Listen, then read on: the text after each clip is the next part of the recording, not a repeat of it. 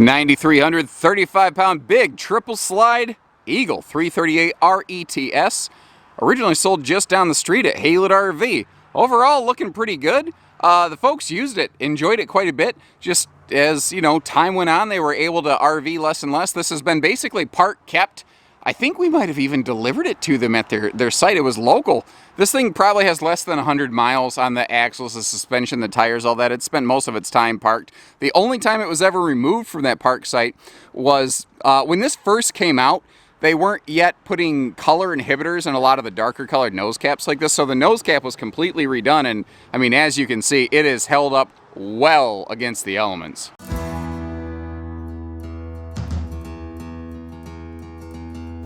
Now, this floor plan is really focused on a big, wide open living space, which is awesome. I mean, who doesn't like the extra space?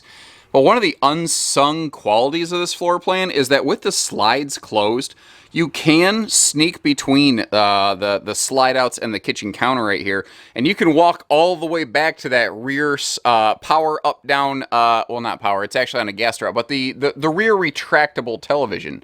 So this has an unusual quality for a big triple slide model like this, in that it's essentially fully travel accessible, which I think is pretty awesome. The another thing that's cool with it is not just travel accessibility, but like storage and pack them up ready capable. So if you just need to get in here and access everything, but like in a storage lot, some people, they don't keep these things in their backyards. It's nice to have that ability.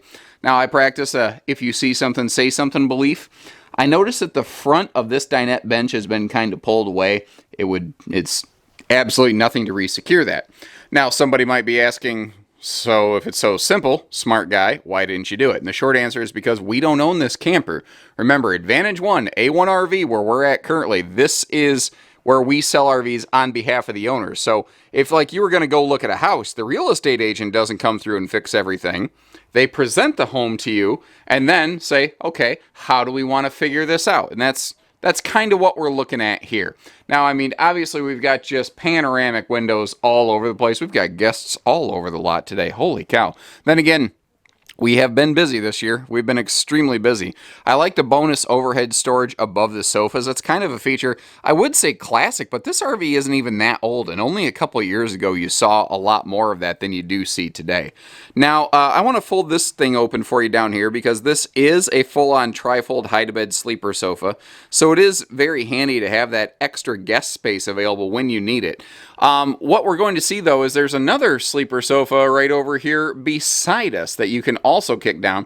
This is not a trifold, it's a bifold, but that does come with some other advantages. We'll get to that in just a second. First, I want to zero in on the entertainment center just to give you a good look at it. We'll get all this cabinetry opened up. You see there's power outlets both sides. Another thing I want to mention is you're going to see these little tins of like charcoal all over the place in this RV. Now, thankfully, the charcoal's not strewn all over the RV. They're contained in these nice little tins. And some of you might be going, why are they doing that? Charcoal is an extremely good way to soak up smells, odors, things like that. And basically, it's effectively an air freshener, but it just sucks bad smells out of the air and leaves the good stuff in the air. So, like I said, let's talk storage. Let's get everything opened right up here. And let's actually, where do I even want to start? Let's start over here where there's that pull-out sliding ottoman thing for that sofa and kind of work our way around. But there's also storage inside that little slide-out footrest ottoman job, whatever you want to call it right there. The top just flips right open, and there you go. And that's great for some, big extra bedding for guests here if you do use the living room as a guest space. Now, around the entertainment center, you can see plenty of storage space as well. The front side there, since the TV does telescope up and down, it's a little shallow, so they put like little shoe pockets or just general, utility pockets in there that in the more recent years of the RV industry has kind of been usurped by things like electric space heating fireplaces. People often ask, why do they always put those fireplaces right below the televisions? And the short answer is just because it's a very consistent, effective place from a design standpoint to always put one. Now, to really do the storage justice, as you see, I really had to kind of stop and open everything up and get us swung around here. You see the bonus storage above the seating there as well. But as we get over here to the rest of that super slide, you see just a big mega pantry built right into the slide there, next to that 8 cubic foot two-way fridge freezer. So that's going to be your primary, pantry space. But don't forget, for like big pots and pans and stuff, you've got a big hole, hole effectively. I don't like the word hole. Well, you know what I mean. There's a cavity down there, if you will, for big pots, pans, baking sheets, cookie sheets, etc. Some easy access drawers. There's space below the sink as well. Actually, let me get you over here and close this one little drawer. I had it kind of half and half, and it didn't end up working out. So this is a full extension drawer over here. And then obviously we've got ourselves some nice space down there as well. Now, if I see something, I say something. I try to be fair. Like the T-molding here on the edge of the counter, because of cold compression, has kind of compressed a little bit over time and pulled away a little bit. It's not real hard to put like a little bead of something in there to kind of reseal that if you feel you need to. It obviously hasn't hurt the RV up to this stage. And then up top, very handy with the bigger vaulted ceiling that you have in here. That opens up the opportunity for bigger cabinets, since Jayco did decide to make the cabinets follow the roof line here. They put a shelf in there to really kind of double everything up and maximize our whole storage potential. I mean, overall, I think for the fact that this is focused on being a big, wide open living room, they gave it quite a bit of good kitchen storage space. And I think we are about to have some guests out there outside that window. But then again, it's part of the reason I deadbolt the doors, so that when I'm doing these tours, we're not generally interrupted halfway through. There's a little pro tip for you from your Uncle Josh. When you record an RV video, deadbolt the door behind you, guys. Trust me. Now, don't worry. It's not like we deny folks the ability to pop inside and see a camper. Between little clips right there, I made sure I got the door open and welcomed the folks through. And they're a little family looking for a bunkhouse. Not quite something a big old couples camper like this. Like, we're looking for something more that our half-ton can take our family camping in. So they said, this is a nice RV. Just obviously not the right one for them. Now, that dinette can obviously fold down into a sleeper too. I don't want to not mention that. This is a vaulted roof, by the way. I don't use tricky fisheye camera lenses. I try to keep everything as flat as possible so that you see the same thing that I see. And one of the other things that you'll see when you visit the RV is the classic Jayco remote control system. This is, before One Control and BM Pro and In Command, you got little things like this every now and then. So we pick our, our slides, awnings. You can extend and retract those things, turn on some awning lights. Not to mention that just above that, we do have our master control panel over here. And thankfully, one of the most important things, the water heater up here, way, way up high where little kid fingers can't get to it. Now, our private bedroom is up through here, but on the way, we can make a little pit stop in the bathroom. And the thing is, this is a massive bathroom. Now, again, I try to be fair when I represent stuff. Overall, I think the camper needs a quick cleaning inside and out. I think you can see that in the shower. But with that big vaulted ceiling, and just this shower's massive. If you got to get in here and clean a Doberman, you absolutely could. Another cool thing with this big bathroom is that it comes with some serious extra storage. So you can see a double medicine cabinet vanity right there. But even as we start working our way down past that, counter space, it actually has counter space in the bathroom. You see quadruple drawers down to the floor. Again, RV needs a quick cleaning.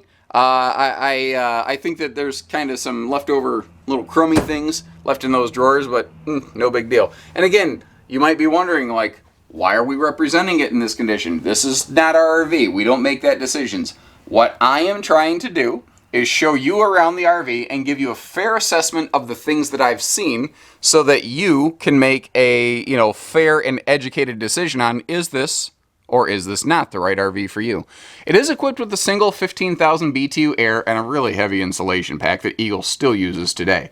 But if you're interested, you see that little junction box in the ceiling? This could have a second air installed on it. Right down the street is our sister store, which you're probably more familiar with, Haylett RV. And between our two stores working together, we can install a second air on this if need be. So if you want to have all that lumped into one figure for financing, or if you need to know, like, hey, with that second air installed, what's this going to cost me so I can go to my credit union? We can answer all that for you. The original queen bed here looks to have been swapped out for a very nice double pillow top residential memory foam queen, but it is also king capable. The king bed, if you put one in, would slide under those little in-bed slide side stands, which is tricky to say. Holy cow. Or those could be removed if you just want everything wide open. There are power outlets next to each side of the bed as well for CPAP friendliness. Now I've got, kind of half the closet open up here. If we flip the other half open and take a look, you can see the storage down below the bed as well. Now you're going to see a whole bunch of dryer sheets down there. Some folks might wonder, why are there just a whole slew of dryer sheets under this thing? It's a critter prevention method. They don't really work on mice. What I've kind of been advised and what I've heard and found over the years is they can work pretty well for spiders. So I guess it sort of depends on which sort of pest and which critter we're trying to manage here, which thing you want to put in which place. If you wanted to, it's kind of funny. Those cabinets are a little bit close together to go squishing a TV between them, although that wall is TV ready. You just may want to remove one or the other of those cabinets. But if we open those up, you can see not only a little bit of storage there, but also the fact that you've got that combo washer dryer prepped closet in the front corner, which is something I think Eagle is way ahead of the curve on. And of course, pretty traditional in any trailer with a bed slide, we've got that big 4-drawer dresser right across from the bed there. And big power awning on that sucker too. That's something that little remote control job can do a heck of a job for you. And if we take a look, you can see a large front pass-through storage compartment on this thing. Great place if you are towing it to keep all your hitching and whatnot. The again, nose cap has been redone. You see that little kind of propane and battery shield up front. When you do need to get in there, they're a little cumbersome, but I do like the extra protection and just the visual aesthetic. It looks very clean and complete with that all closed off of there. The underbelly, enclosed, forced air heated, insulated, all that good stuff. Eagles are and have been 0 to 100 degree rated for quite some time. Now here on the bed slide, you can see kind of like the pass-through, there is a nice storage pocket down in there for extra cargo space. And as we're working our way through here, in kind of between the two slides, I like how it's kind of tucked nicely in between here. We've got all of our sewer, electrical, water hookups, black flush, outside shower, all those good things. The tires, again, haven't had a whole lot of use. The underbelly is enclosed. I already talked about that. Enclosed, forced air, heated, insulated, all those things. Now over here, this is behind the stove, actually. You see the stovetop vent above. We have this interesting extra storage pocket. If we crack that open, you can see that there's this, just bonus space. And some people might ask, why is that there? What is that good for? And I call that, why not? That's just why not space. It was there. They didn't waste it. Why not open it up? Why not make it functional storage space? We'll get up on the roof in just a minute here so you can see your way all up there, get an idea of how that was all maintained. The rear bumper does have a bracket on it. If you want to add a little RVQ or black stone griddle or something like that, there's a little quick connect right below it. Actually, I think we're pretty much good here at the ground level. I like the look of those frameless windows. I see where the seals have been maintained and everything here. Let's hop up top. Pop. Wow, folks. Wow, this is a clean roof. This is a good example of how if you do yearly or, semi-yearly, like twice a year, cleaning and conditioning, I say all the time, it's like putting sunscreen on your camper. Because these are all the original factory seals. And they still look pretty good. I would say that the membranes, the roof skin, the top of the slide outs, they're aces.